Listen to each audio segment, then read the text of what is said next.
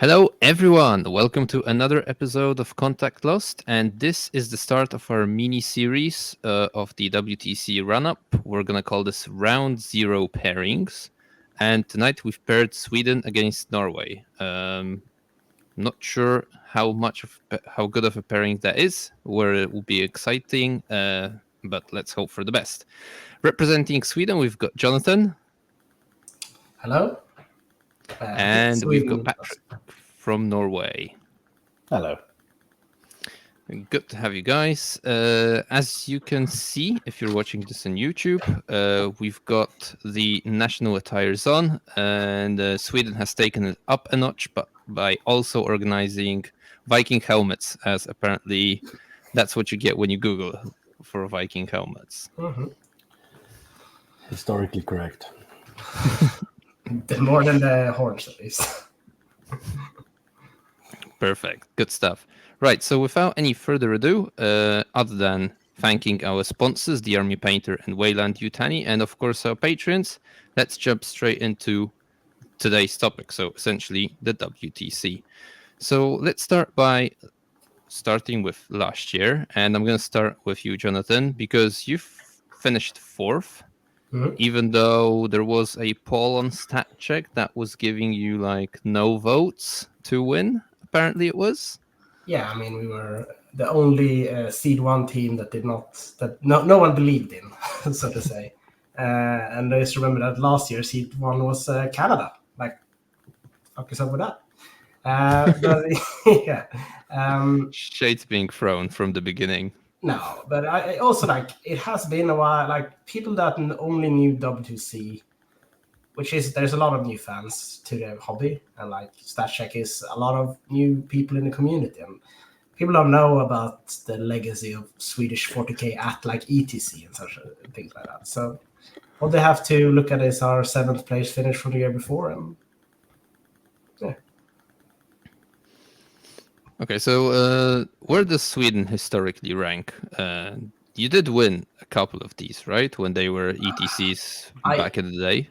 I did not play back then, but I know for sure we won at least once, and I think there's a few top threes in there. I think we are like the historical ranking for ETC. I think we are third after like Germany and Poland, if I remember correctly. If you rank them all.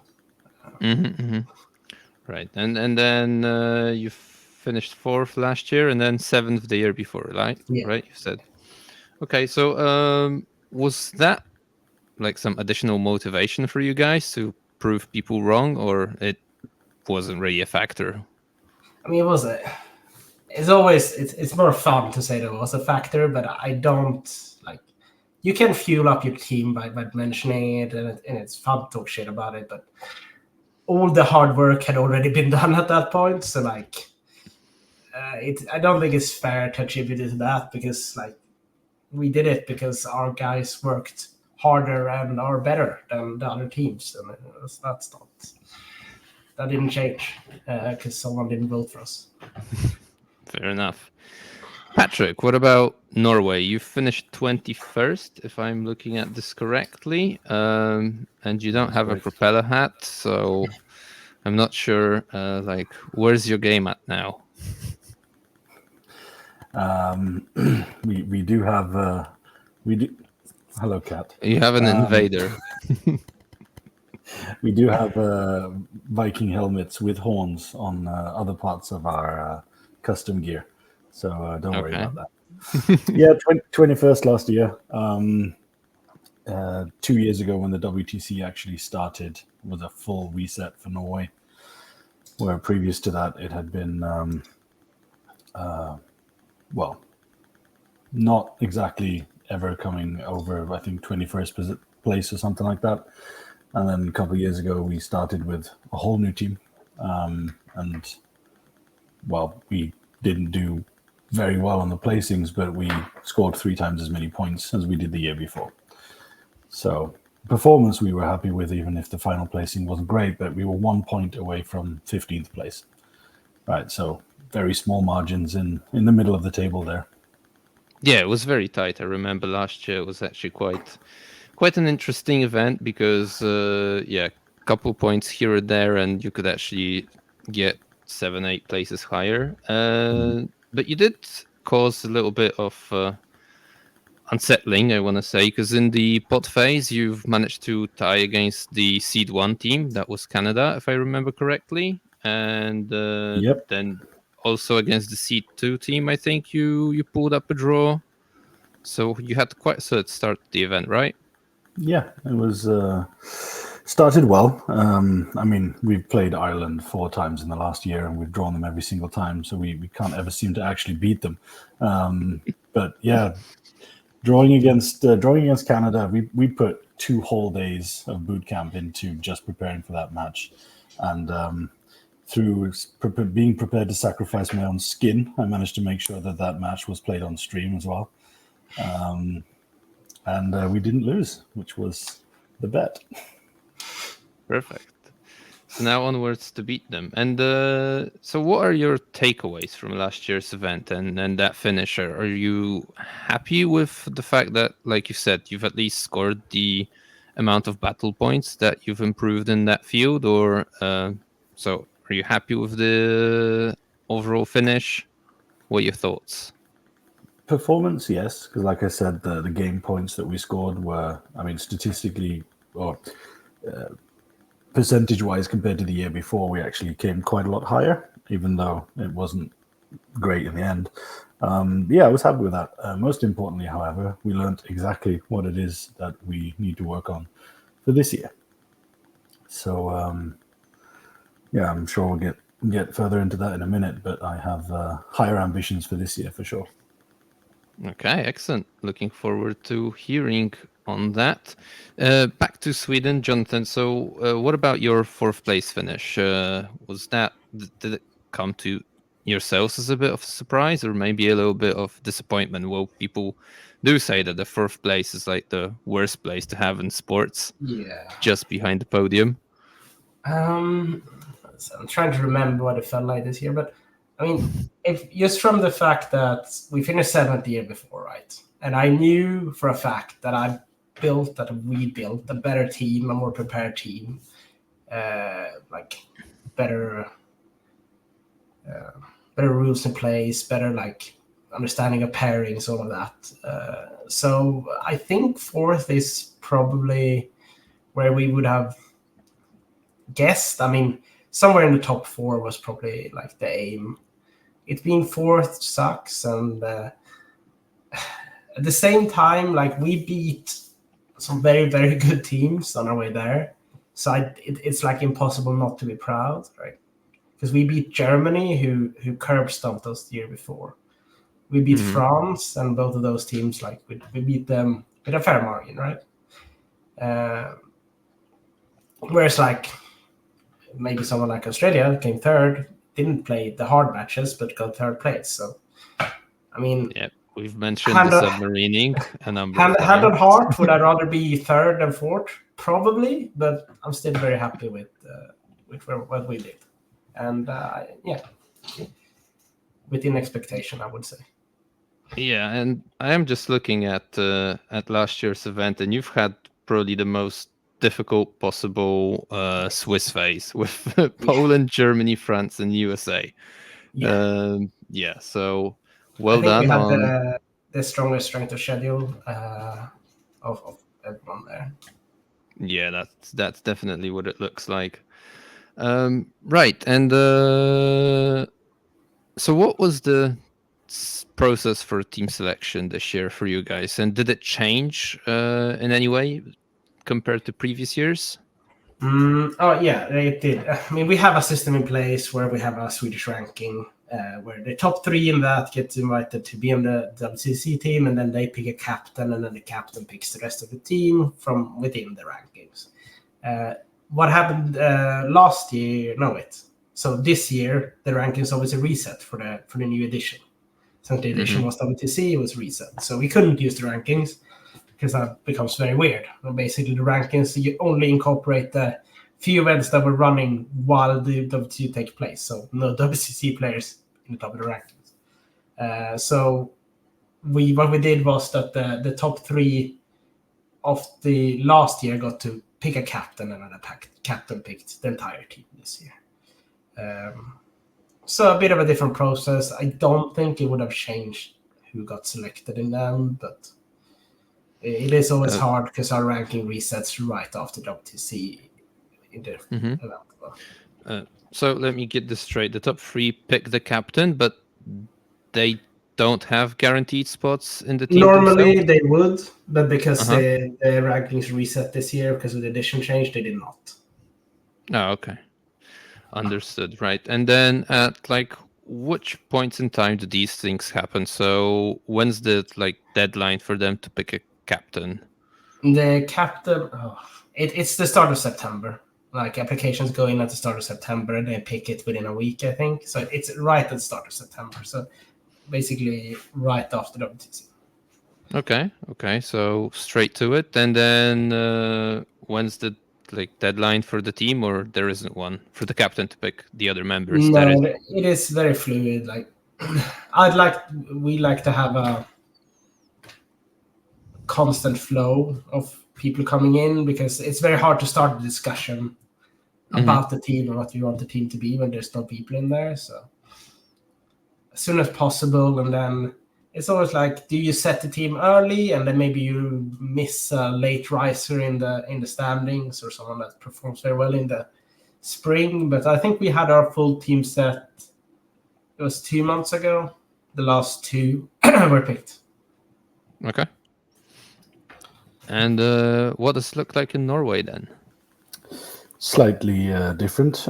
We don't have a national ranking system in the same way that Sweden does. So the way that it's set up is that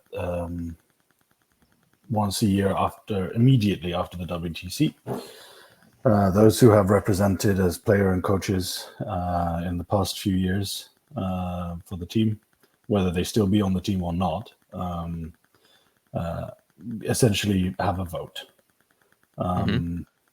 And this way, because people who previously have been on the team also get a say, it sort of guards a little bit against I bring my 7 friends and they all vote for me every year, and then they get to come along every year. So if there was there was some kind of issue with the way that the team's being run, then the previous players can step in and say, nah, let's try something different. According to the rules we have for the team that have been set down many years ago, the captain in Norway essentially is a dictator with full tyrannical powers. However, again, because this is my 3rd year running as captain, and now it all makes sense then. but this being the 3rd year and wanting to avoid, the questions about, is this guy just going to pick the people he wants to pick, likes to travel with, or whatever? I set down essentially a 3-person committee where everybody had to agree on all the picks for the team. And we actually also went through the process of sort of, do we actually deserve and defend a place on the team ourselves as well? Okay. My goal one day is to have so many good players to pick from that there's no room for me to actually play on the team, right? Where I can manage the team and everything around it. Not quite there yet, but we did have 34 applicants this year, up from, I think, 14 last year. So 20 more people applied to be on the team. So we have the biggest event in Norway about a month after WTC. So everybody applies in the month leading up to that. And then after that event, we start picking 16 players and then whittle that down to 8 players and 4 coaches, which we finalized right after the Eurotrash Cup that we played in March. So you choose that 16 after the biggest event in September, right? That you've got. Yeah, not purely based on the results from that event, but it would be silly to choose it right before the big event. Yeah, of course. So do you yourself, or do you have like some people that actually maybe more observe the games of the candidates rather than maybe play the event? Because obviously playing an event is very consuming. So how do you approach that to choose those 16 people that are in the wider team that prepare for the WTC? Well, I do sometimes judge events so that I can actually do this sort of thing. But in this case, it was getting in 34 applications and then sort of letting everybody come in, play scrims, play practice weekends, do all these sort of things, and then the rest of the tournaments throughout the autumn and the spring. We went to Eurotrash where we tested out some players who hadn't been on the team before as well. And then picked the final team based on who we know perform, who is the hardest working, etc., etc. There are people who were on the team last year who didn't get on this year, which for me is a healthy sign, right? Because there are other people coming up, challenging, showing that they deserve a spot. But I don't. I mean, I play tournaments myself. When I do that, I don't really get the chance to observe all that much. However, pretty much all the TOs in Norway are, work quite closely with Team Norway. I get reports back from, whether it be code of conduct, sportsmanship stuff, or, results, etc., etc. Yeah, sure. I mean, the code of conduct is something that can easily be, fed back. So it doesn't have to be someone who's like an expert on the game itself. But yeah, so it's good to have at least that. How many applicants for Team Sweden then this year? It's a bit harder to say. Like, we have an extended team with maybe. Actually, let me check.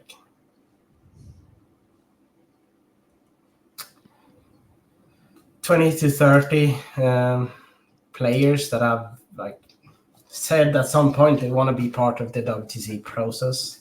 It doesn't necessarily mean playing on the team, but we don't have an official application on that. Like you send me a PM or you send my co-captain a PM. And you're in. Yeah, and then we test on the Discord, we talk on the Discord, and based on that, the tournament results, obviously, it becomes very clear if you're in or not. But I mean, to what Patrick said, that like having the ambition of one day not having to play, but as a captain, you have to be so involved in the game, you have to be so knowledgeable about the game that in a small country that automatically makes you one of the better players. Like that dedication you have to put into the game makes you one of the top 8 because you don't have enough to. So that often means that the captain has to play in our smaller countries. Yep. Yeah, so when you say smaller, so what's the like overall size of the community, would you say, in Sweden?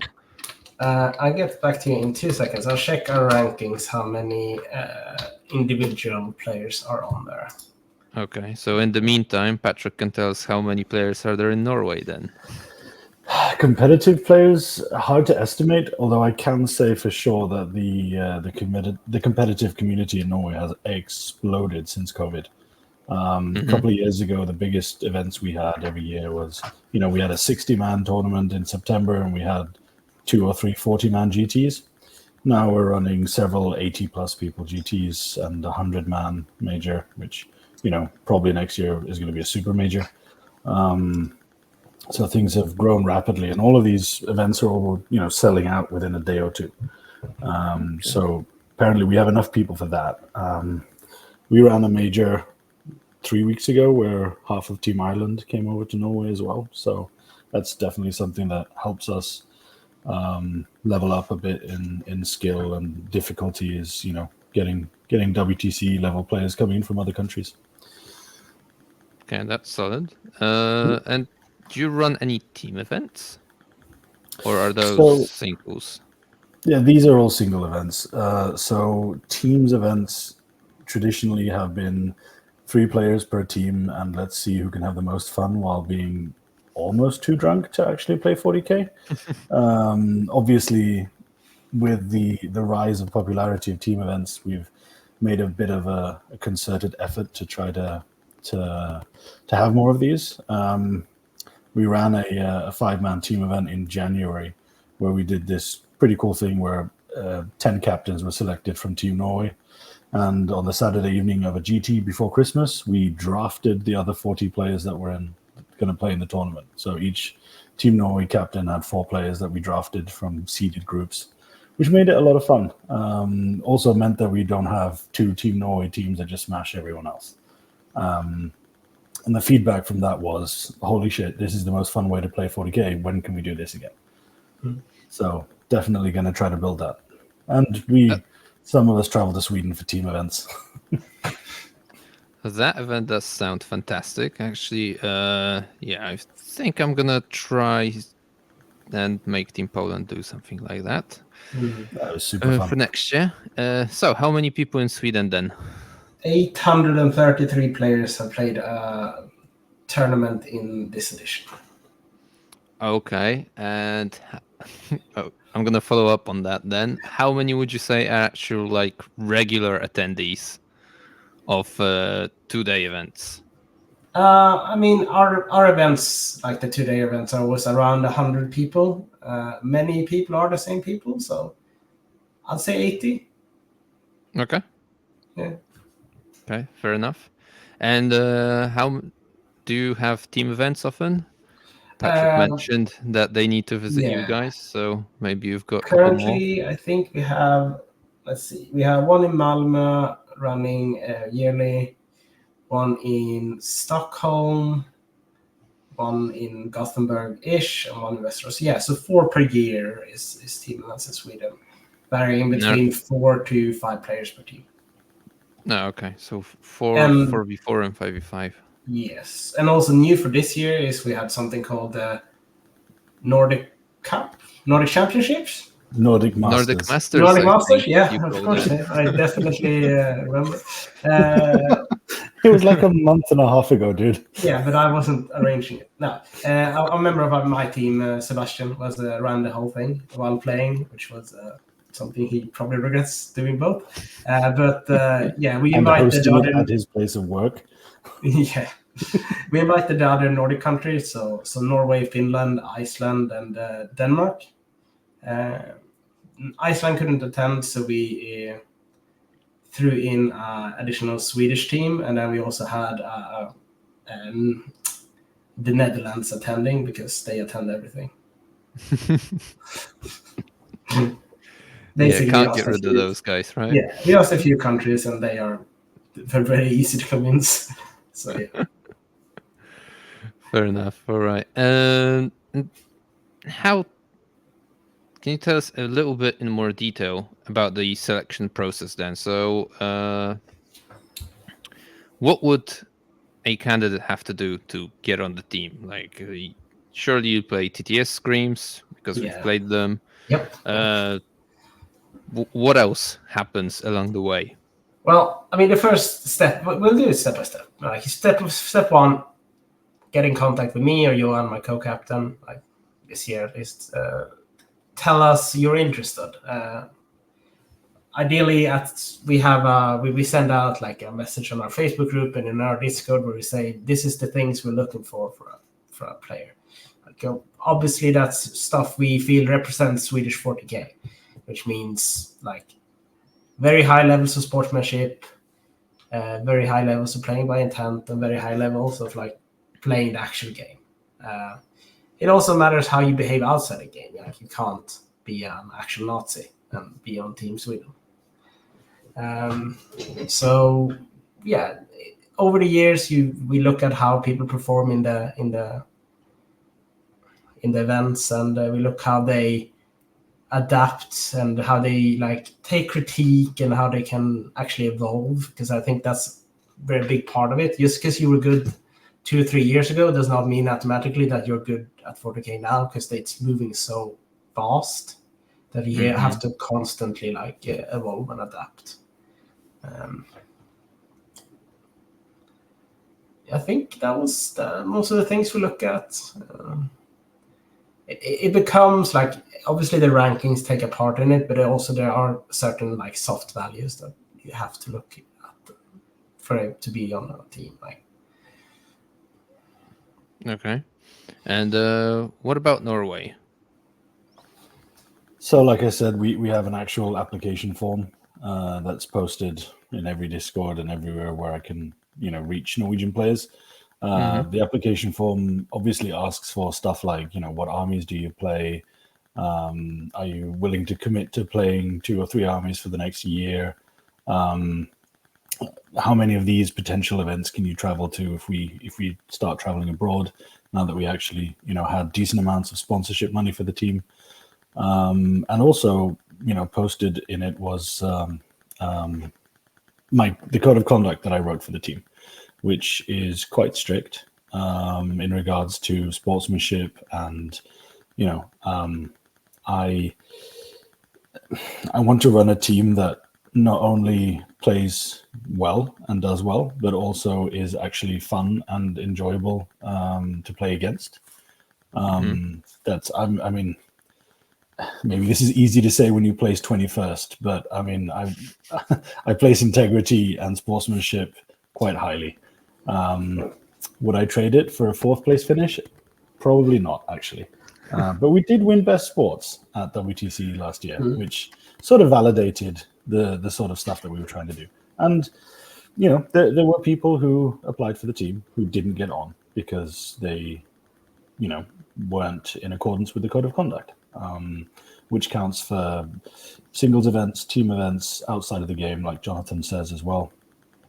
But yeah, I mean, one of the things he says, there are some outside of the game aspects that are important. I mean, don't underestimate how important it is to have a team of 8 people who actually enjoy spending time together and who actually work together rather than butt heads and argue and don't get along. I mean, we're going to be spending a lot of time over the next month together in Norway, and then we're traveling abroad. 5 of the 8 guys on the team are bringing their girlfriends. And it's going to be interesting, to see how those girlfriends deal with the fact that they're not going to see their boyfriends very much for that whole week. So you need to make sure that those girlfriends get along with each other well as well.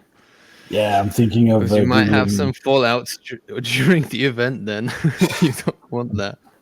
I'm thinking of Googling what is the best spa in Brussels, and I'm just sending them there. Need to get some more sponsorship money then for the team. We have a little bit left.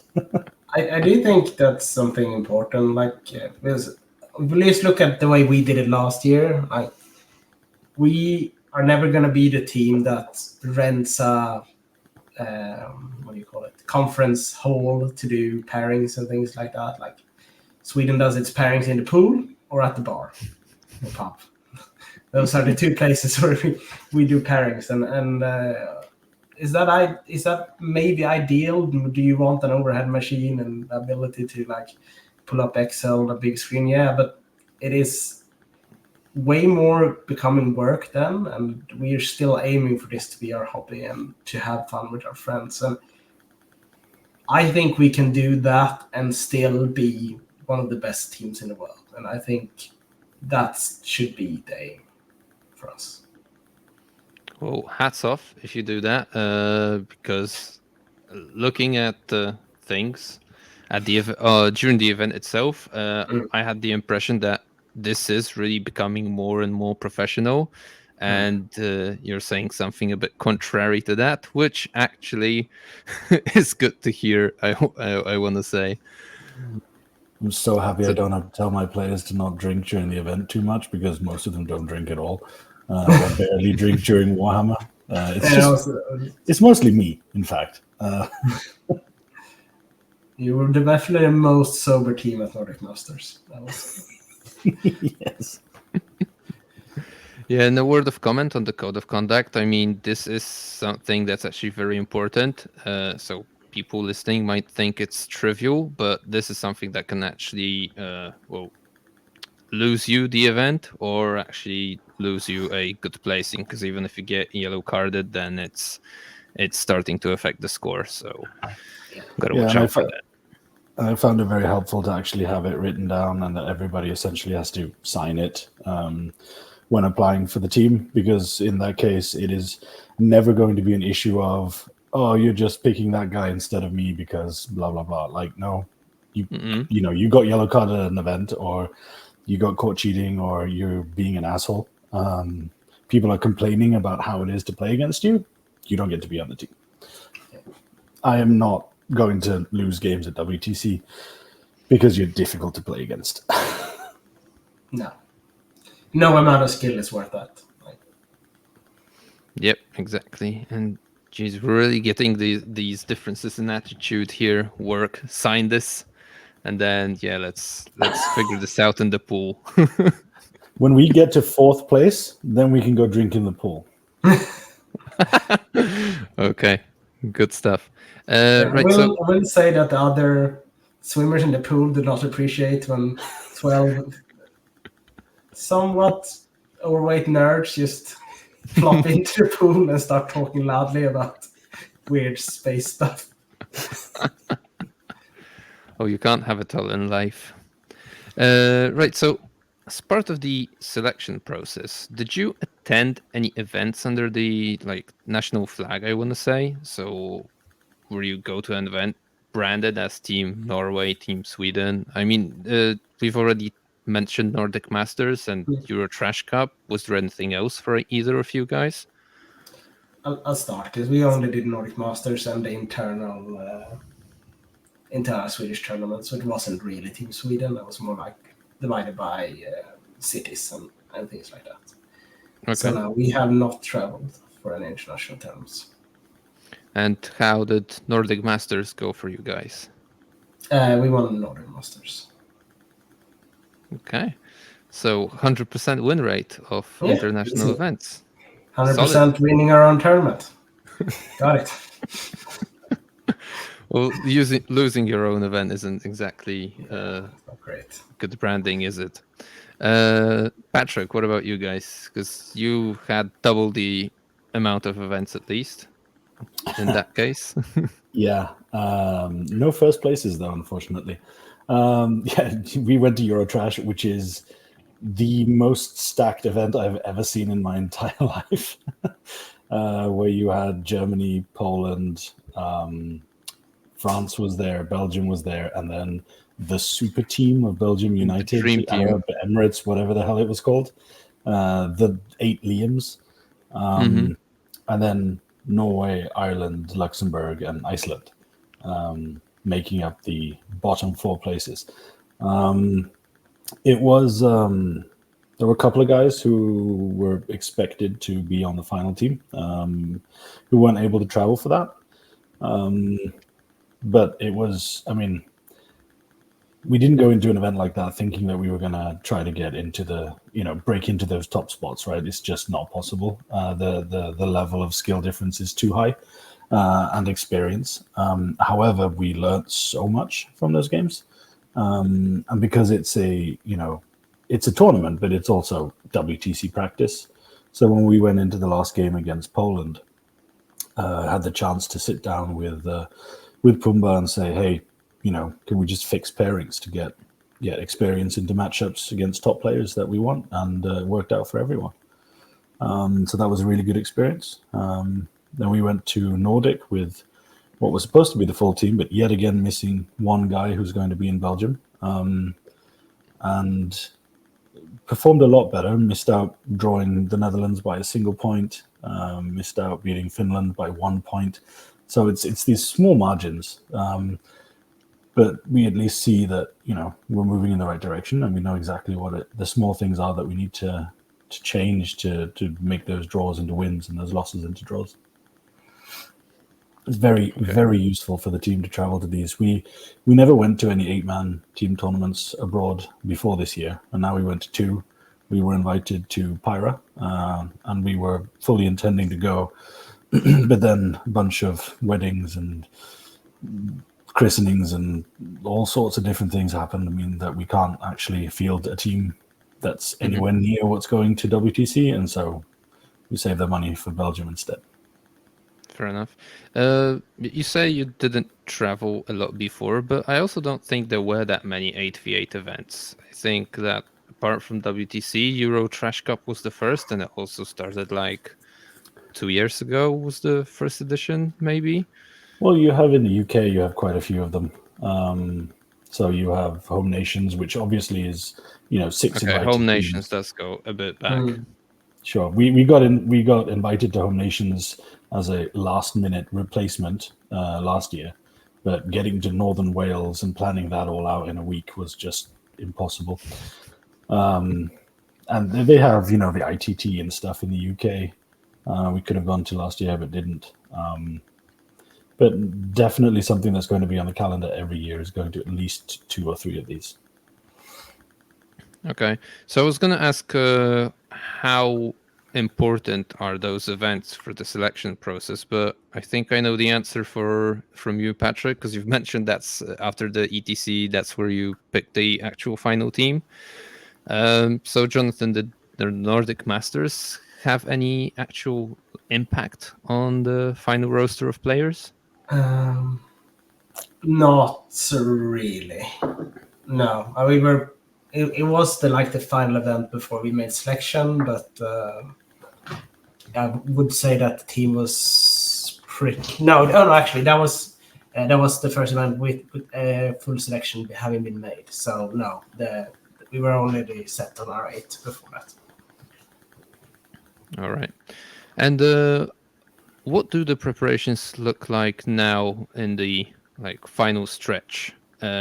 Everyone's trying to become a little bit more secretive with their ideas, etc. No one wants to play TTS Screams anymore. So what do you guys do?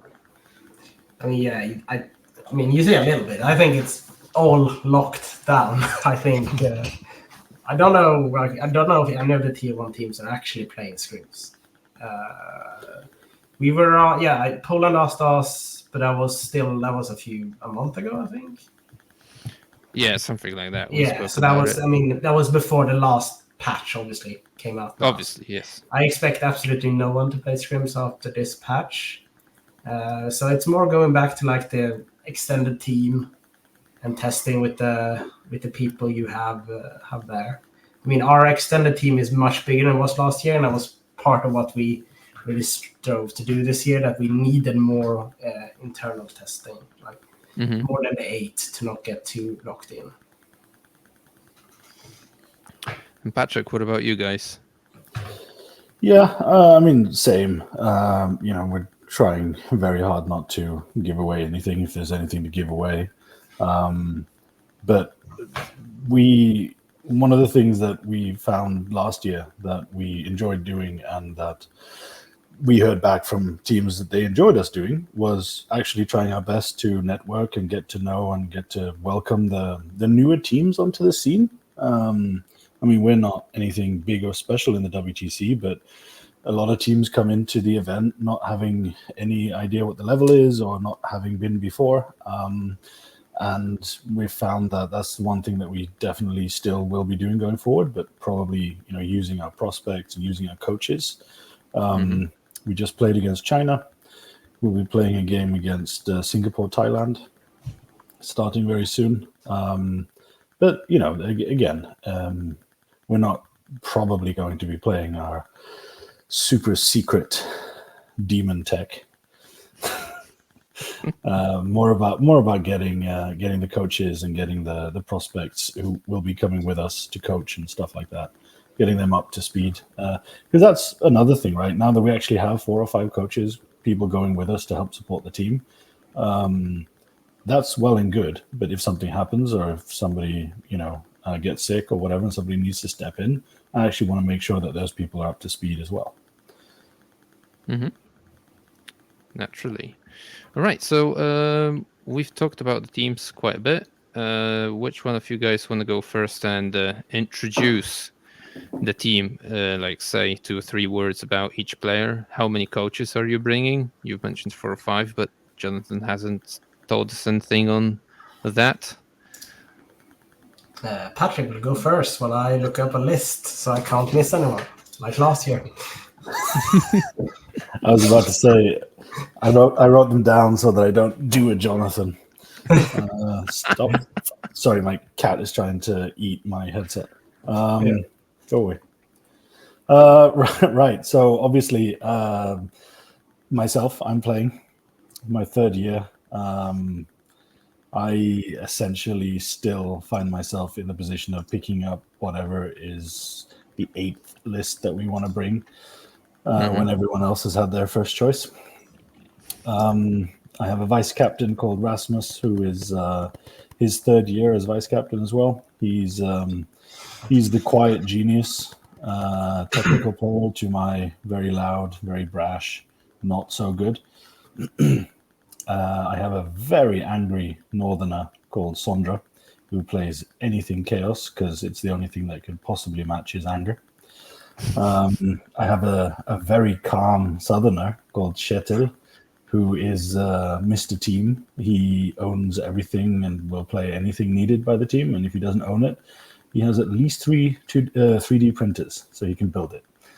I have a Swede called Victor, who lives in the Arctic Circle and runs a restaurant. He was the first person in the world in 10th edition to win a GT with the Grey Knights. So at least he's, the good player on the team. I have an American called Jonathan. He is quite violent. So he's our go-to melee army guy. I have a second angry northerner called Bjorn. Interesting you say that. He's like one of the nicest people I've run into. Which one is this? And Jonathan, he didn't seem violent. Well, you could say he was, or maybe not. He's very outgoing. He was in the US Army. He did martial arts for years, and he only plays armies where he can literally run forward and hit people in the face. He's a very genuinely lovely person, but on the table he's quite violent. Not in real life though. I have a second angry northerner called Bjorn, who is Mr. Crazy List, that we need 7 guys every year to make him calm down the lists a little bit and play what's sensible. And last but not least, I have a guy called Geir, who is too tall and plays Eldar and is still trying to defend his faction after the 17th nerf of the edition. That's my team. And we get some angry messages after this goes live. Right, and you're bringing 5 coaches, you said? Yeah, we have one person who was supposed to be one of the 8. Had to drop out the day after the team was announced because of health issues. The hope is that he will be able to join us as a coach instead of playing, but we'll have to see. So 4 coaches, yes. And they've been split up into different roles, although everybody will do some of the basic stuff. But we have one guy who's specifically there to help me with pairings, one guy who's there to specifically gather data from the rest of the event that we can use for our pairings. We have one guy who is sort of the head coach, and his work is literally people management. He's the guy who will calm us down when we need it, the guy who will tell us to go outside when we're about to say something we shouldn't. And the guy who will organize everything. And then we have a guy who decided to come join us, who wasn't originally the plan. And he's literally an astrophysicist. So he's the smartest of us all. So we'll find something really useful for him to do. And perfect. If our 5th coach joins, the guy who may not be there, he's a psychologist, which is also very helpful if he ends up coming along.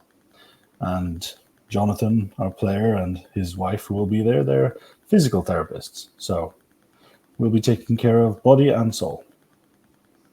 Now all we need is a priest. Yeah, that's the only guy you're missing from your universal lineup. Right. Team Sweden?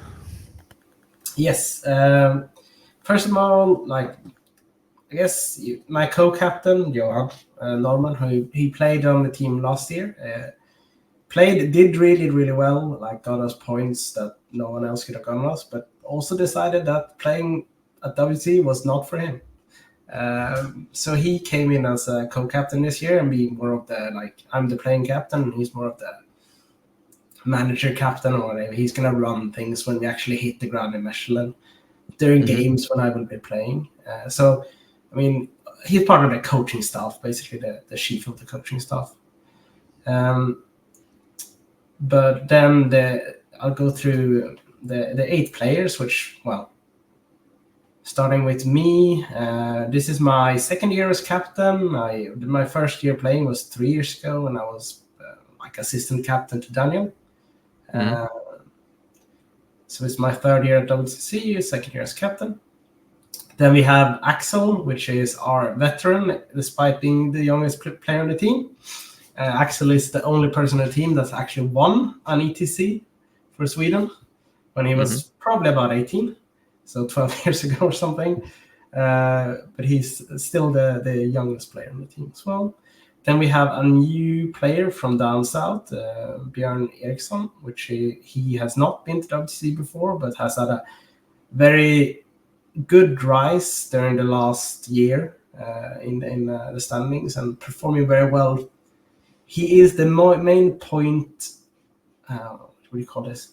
Like the main points getter of one of the southern like local teams. He scores the highest in that team. That's been his job for years. Someone that approached me a year ago and asked how to get on WTC, and I gave him some pointers. And then a year later, he's here. So can't fault him in anything. Job well done. Yeah. And showing that you can actually work towards it and get where you want to go. Then we have another new player that hasn't been before, but is very used to competing at a high level. We have Joel Larsson, who's an ex-Magic the Gathering professional player. He has won a lot of things in Sweden. He won our national championship last year and things like that.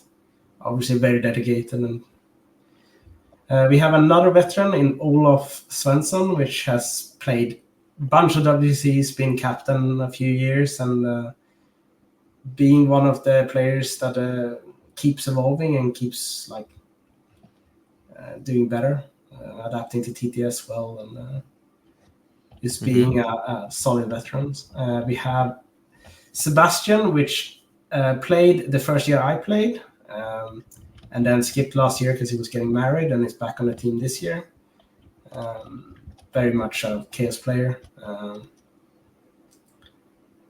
And then we have Jesper, which is now internationally famous after getting a Silent King blown up in his face. What? So, ACO in the US yeah, last week. ACO finals. Did you not? All right. Did you not see that? Okay, well. He I was think most people that questionable watch this will know what I'm talking about. Yeah. Probably one of the strongest players on my team, as shown by his ESO conquering America. That is all the players. And then I have, including Johan, I have 3 coaches that are traveling. Dag, which almost made the team, and Sami and Sebastian, which is the coaches that we brought last year. Okay, so it does look like, I think, very few teams who actually only have the players on their teams. Oh, Maybe yeah. someone who's flying from really far away, but so did you increase the number of coaching staff from last year, previous years? We increased by, let me think. We had 3 coaches last year, so we increased by 1. Yeah, Okay. 2 years ago we had 0, and as captain and player, I had to also coach, which took about a third of each game off the clock for me. So yeah, no. Last year I brought along 3 guys. However, it wasn't necessarily structured pre-event very well. It was 3 people who were available to come and join, and they did God's work. I mean, it was such a huge difference. But this year I wanted to increase the number again and actually start preparing earlier with specific roles and actually planning the logistics a little bit better. Even though I had the list in front of me, I still forgot a player. Wait, let me see if I can think of who you forgot. Yeah, that's actually... Go on, Patrick. You know my team. Joel. Probably one of the Axel, most internationally known players in WTC. Carl Abrahamsson, who has Kalle. played a lot of WTCs as well. He's going to be so upset. Well, he can calm down. Yeah, so sorry. Back to what you were talking about. You just can't remember your team, can you? It's very hard. Even though There's a lot of names, come on. To be fair, I wrote them all down. Reading. Yeah, I mean, I'm reading the list from our Discord.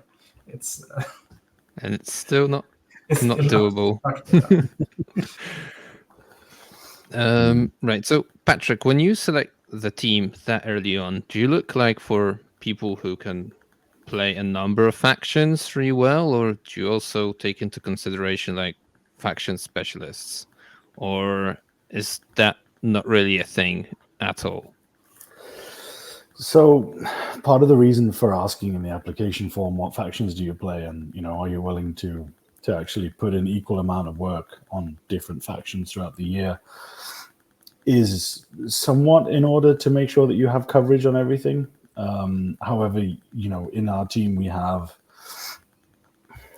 I would say, 2 guys who, previous to right now, have very much made their bones in competitive play on a single faction, and are extremely good with that faction. And should that faction be good enough to play at the WTC, it would be, an amazing bonus to the team.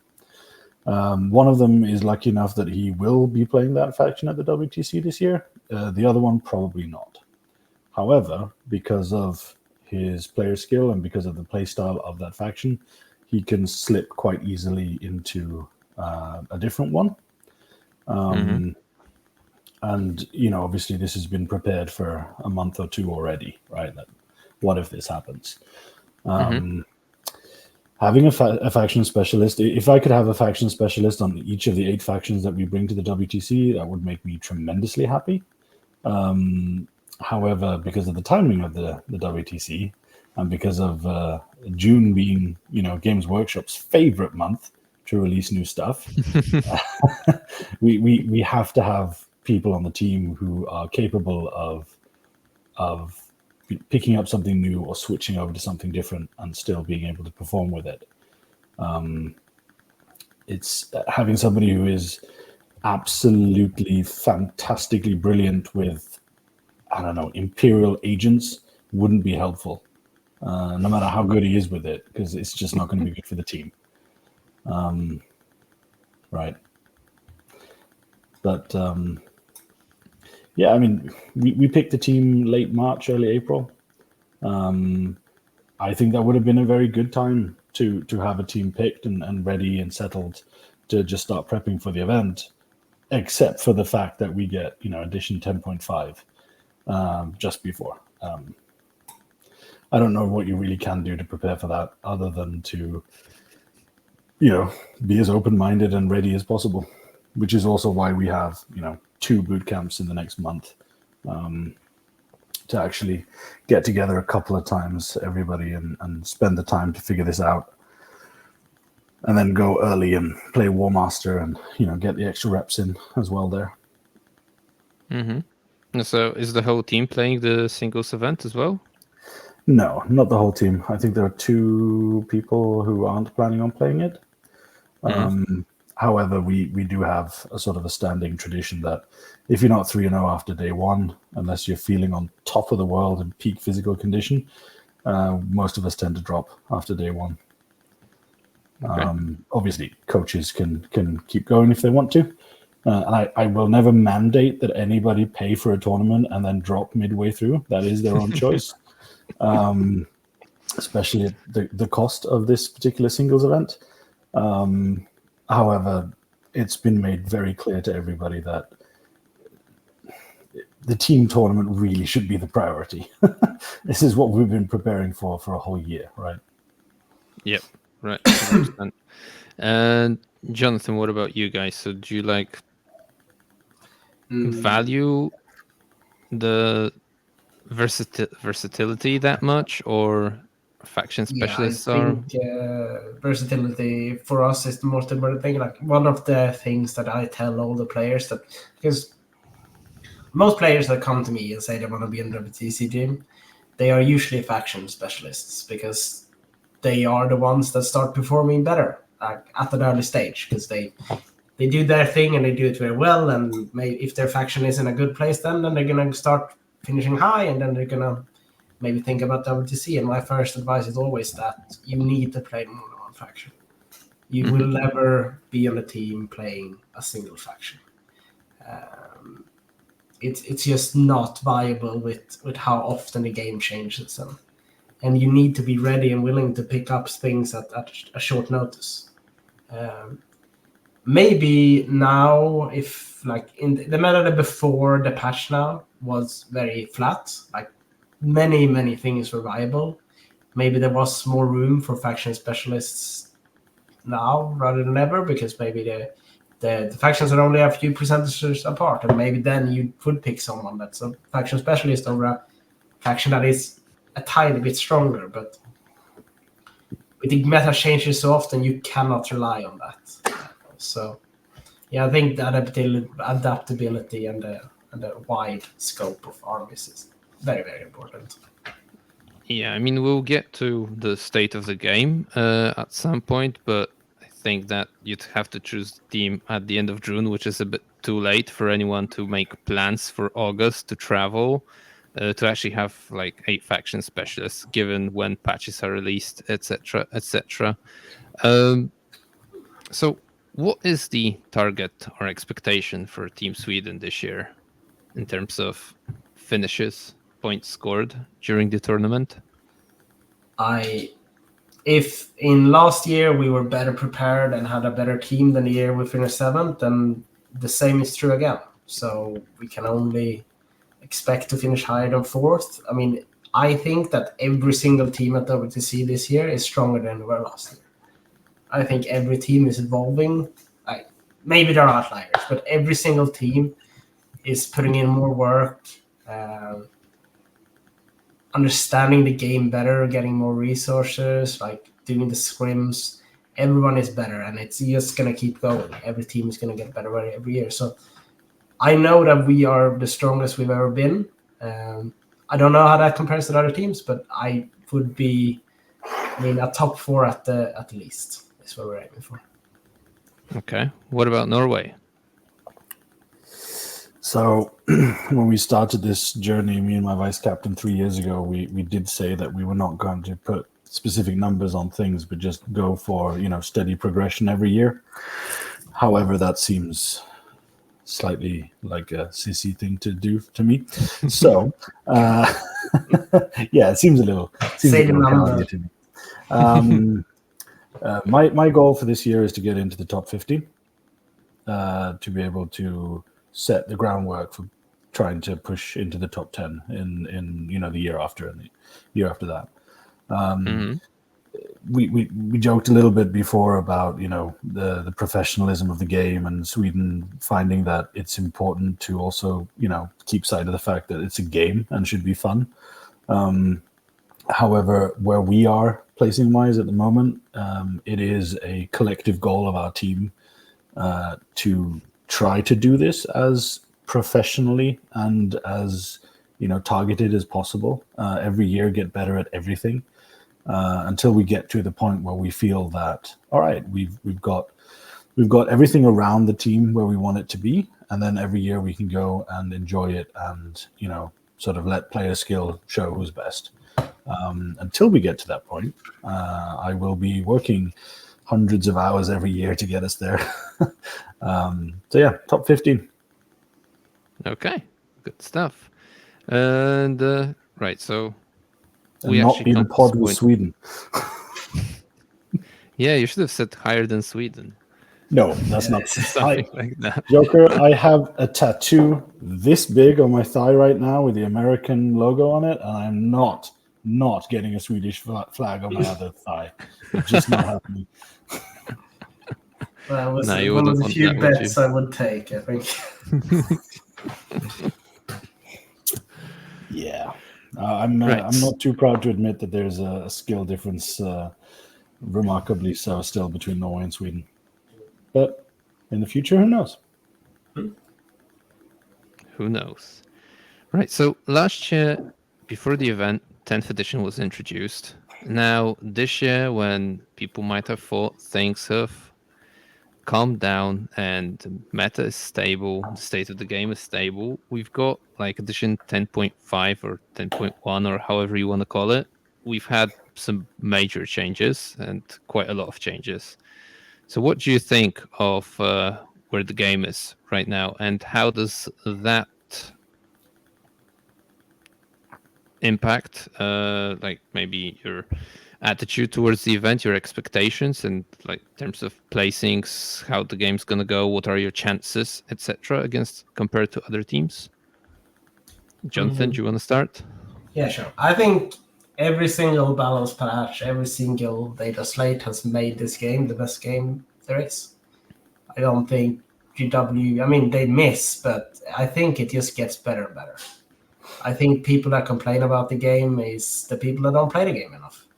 I think we are in the most competitive environment and have the most chances for this to be the most skill-intensive WTC that's ever been played. And I think that's going to be the same next year, because I don't think it's going to get worse. I think it's going to keep getting better.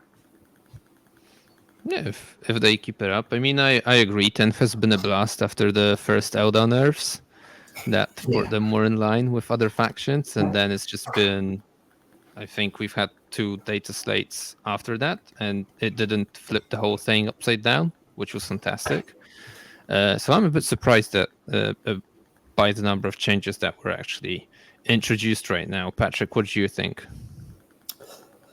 I mean, coming from a smaller country with a smaller community, obviously our immediate thought is the longer we have to prepare for something, the better it is, right? Bigger countries with bigger communities have more of an advantage, you would think.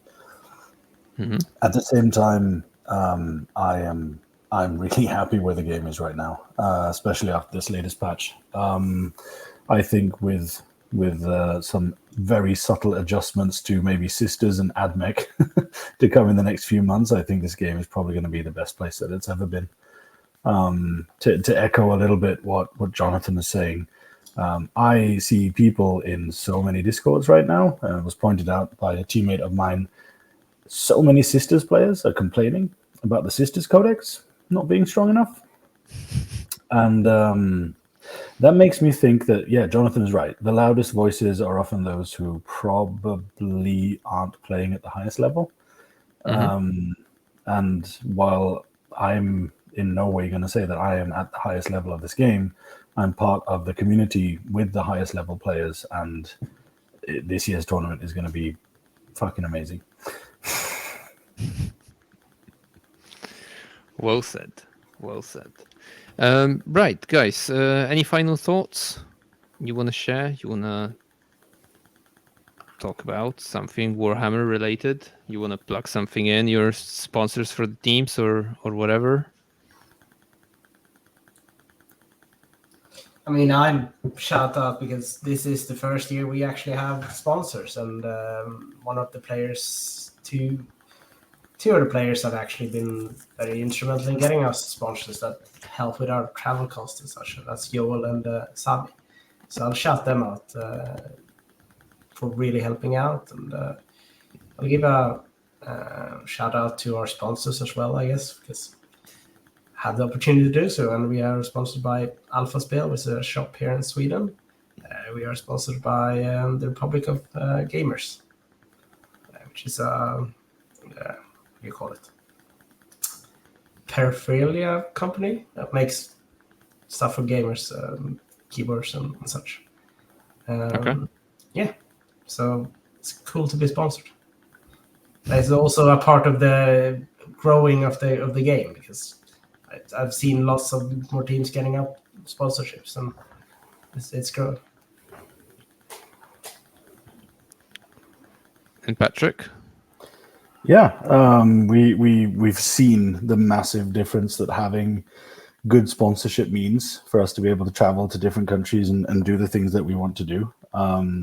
So yeah, I'd like to shout out our main sponsor, MSale, and a game store that sponsors us called Manaheim. these guys make it possible for us to definitely level up our team and our play, and we hope to be able to show off their logos on our jersey when we're getting yet another Best Sports Award at the WTC this year. Perfect. All right. Thanks very much, guys, for introducing your teams and for showing us a little bit into the selection processes, etc. We will be wrapping up for today. So whilst we're doing that, again, a massive thank you to our sponsors, Weyland-Yutani and the Army Painter. Make sure to check out the links in the video description below. And if you like what we do, please like, subscribe, etc., and maybe consider even becoming a Patreon, which would help us greatly. Thanks, Jonathan, for joining in. And thank you, Patrick. Thank you. That's it for today in the first episode of Round Zero Pairings. That's preparing us for the WTC 2024. And until next time, bye-bye.